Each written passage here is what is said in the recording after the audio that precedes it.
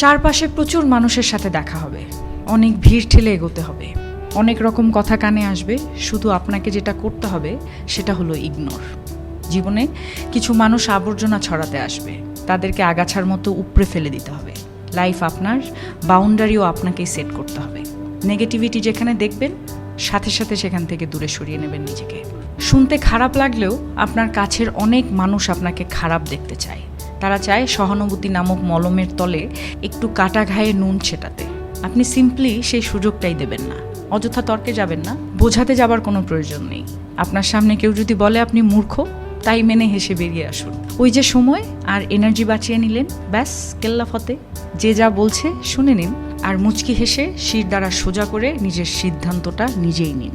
যারা নিজের সিদ্ধান্ত নিজে নিতে পারে তারা আসলে জীবন চেনে, বোঝে। আপনাকে নিয়ে যখন বাকিরা সমালোচনা করতে ব্যস্ত থাকবে, আপনি ঠিক সেই সময়ে গাছ লাগান, ঘুরে আসুন, রং তুলি নিয়ে মনের মতো ক্যানভাস সাজান, বাড়ি গোছান, গল্প পড়ুন, পারলে আরও দুটো সাহিত্য পড়ে নিন, নিজের পুরনো ফটো দেখুন, ব্যাডমিন্টন খেলুন, ছবি তুলুন, চা খেতে